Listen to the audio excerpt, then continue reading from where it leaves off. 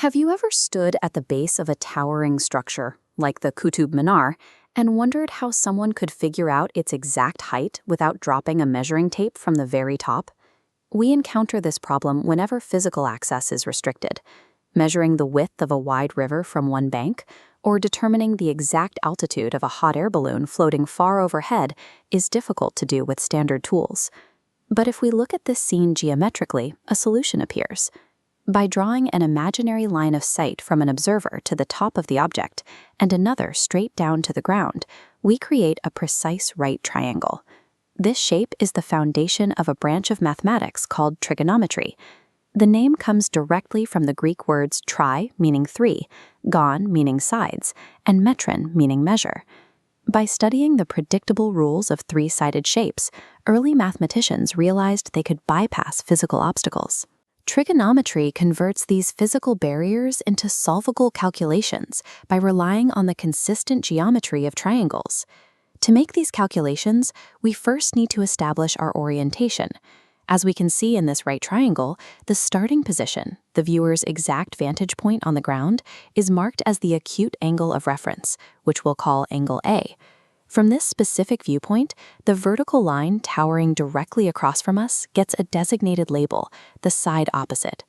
The horizontal baseline connecting our observer's position straight to the base of the object is known as the side adjacent, and the long diagonal line of sight, stretching from the observer directly up to the top of the object, is the hypotenuse. Pinning down these three specific sides relative to the observer's viewpoint is a mandatory first step. You cannot calculate physical distances until you lock in exactly where you are standing. This diagram illustrates why the math works. When the internal angle is fixed, the relative shape of the triangle is locked. Even if you scale it up to the size of a mountain, the ratio of one side to another stays the same, because the proportions are inseparable from the angle itself. We give specific names to these constant proportions. If you divide the length of the opposite side by the hypotenuse, you get a ratio called sine. The concept dates back to the year 500 AD, when the Indian mathematician Aryabhata used the term ardhajaya, meaning half-chord. Through centuries of translation into Arabic and then Latin, that term eventually became sine. Back to our triangle. If you divide the adjacent side by the hypotenuse, you get the ratio known as cosine, and dividing the opposite side by the adjacent side gives us the tangent. By taking those exact same fractions and flipping them upside down, we get three reciprocal ratios: cosecant, secant, and cotangent. These 6 ratios form a complete mathematical toolkit representing every possible proportional relationship within a right triangle. To see how mathematicians found the exact numerical values for these ratios, take a look at this geometric shape.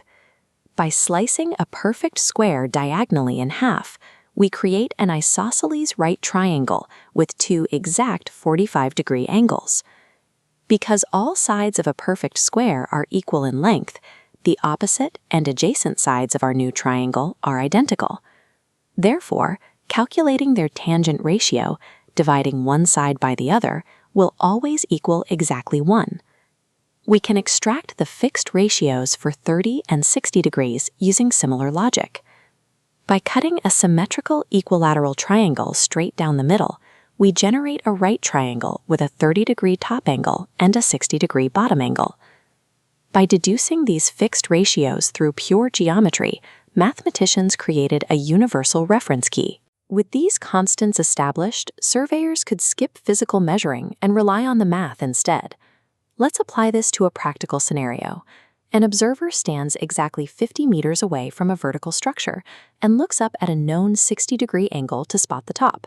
We know our base is 50 meters, and we know the tangent constant for a 60-degree angle is roughly 1.73. By multiplying the 50-meter adjacent side by that known constant, the structure's exact height is solved instantly. This exact mathematical process has anchored our understanding of the physical world for centuries, dating back to ancient surveying. Later, astronomers built mechanical tools like this astrolabe, explicitly designed to capture these angles so they could measure the distances to stars and planets. Trigonometry remains the invisible scaffolding of modern civilization. It is a set of 6 ratios that allow us to mathematically map and engineer the physical spaces we inhabit.